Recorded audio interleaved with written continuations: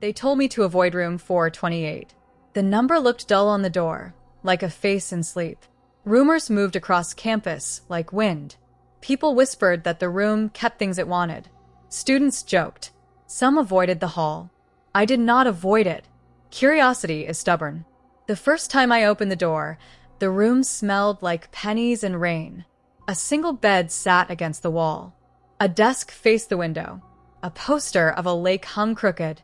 The light was thin. It felt like a place that had been waiting. At night, the building made small noises. Pipes sighed. The heater clicked. I slept with a recorder under my pillow. I told myself I wanted proof. The first night, I woke at 3 with a metal taste in my mouth. A rhythm of 2 notes and a falling third moved behind my teeth. It was a song I did not know. On the desk, I found a folded paper. The ink looked old. 3 letters were pressed in tight. Eat. I laughed because the note felt childish. I put the paper in my pocket and slept again. In the morning, my grandmother's locket was gone. At first, the room took small things. A memory, a laugh, a button.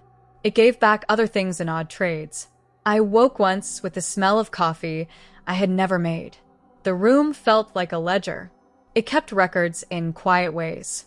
Words appeared on the window frame. At first, I thought they were scratches. Then I read them. Love. Hope. Fear. They were carved small and careful. Each word sat like a footprint. My friends told me I looked tired. They said the mind makes ghosts when it is alone. I found a ledger under the mattress. The cover was worn leather. Inside were dates and tiny notes. Each entry read like a receipt. November 3rd, took laughter. Gave rain. January 12th, took sleep. Gave memory. The handwriting was patient. A name appeared often. M. Halvorsen. On the last page, I found a photograph folded in wax paper. A woman stood in the center of an old class picture. Her face was steady and strange. Her eyes held light like coins. Beneath the photo, someone had written, "She keeps what she is owed." That night, the room changed its voice. The chair that had faced the door turned. The drawer in the desk opened itself with soft patience. Inside lay coins, dull and warm. On top sat a small locket with a child's picture. On the back, a name, Halvorsen. When I found my grandmother's locket, it lay under the pillow. I had last seen it when I packed. My hands trembled as I set our 2 lockets beside each other. The air felt thicker. The room seemed to be waiting. I began to understand the room as an old balance. It took and it returned. It collected small debts like a careful librarian. Sometimes it gave me memories that were not mine. Sometimes it took things I loved. I decided to pay. I took the photograph and the ledger to the window and laid my grandmother's locket beside the Halvorsen locket. I placed a coin on the page like a promise. My hands shook. The room breathed.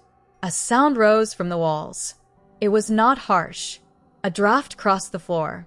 For an hour, nothing else happened. Then the edge of the photograph lifted. The woman's eyes seemed to look at me differently. For a second, I felt forgiven. After that night, the ledger changed. New entries appeared in handwriting that matched mine in small ways. April 14th, returned locket, gave sleep. The words hollowed me. I had not written them. The room had recorded my attempt. After the ledger changed, nights grew stranger in small ways. I dreamed a child running in fresh snow and a laugh that broke like glass. I woke with faint marks on my palm, circular as if a coin had pressed there. The metallic smell settled at the back of my throat. The song returned in quiet places. It played in elevators, in library stacks, in the hush before a lecture. Once I dreamed the woman by the lake. She walked slowly along the shore and set a pile of coins into a small box. She looked up at me and nodded as if a promise had been kept, and left. I left room 428 in the spring light with the recorder full of quiet. People asked why I had stayed. I answered simply, the room needed to be listened to. Years later, I came back. The dorm had fresh paint. I touched the brass number. My fingers remembered the cold. A student walked by without looking. The campus had a way of surrendering its edges. I do not tell the story as proof that ghosts exist. I tell it because some places keep accounts. Some rooms keep small inventories of sorrow and joy. They collect what people leave and what people forget to hold. Room 428 taught me that exchange is the quiet law of certain spaces. A place will collect what you forget to protect. It will give you back something else. At night, I sometimes dream the two notes and the falling third. I think of the woman in the photograph. I think of the drawer that opened and the coins that lay like a small apology. I think of the ledger that wrote my attempt into its pages. If you ever stand before a faded door and think only of daring, remember this. Curiosity will bring you to a room. So will kindness. Doors can be both. If you open one, bring something you care about. Leave something you do not need. Listen to what the walls keep. They might teach you how to measure what you owe.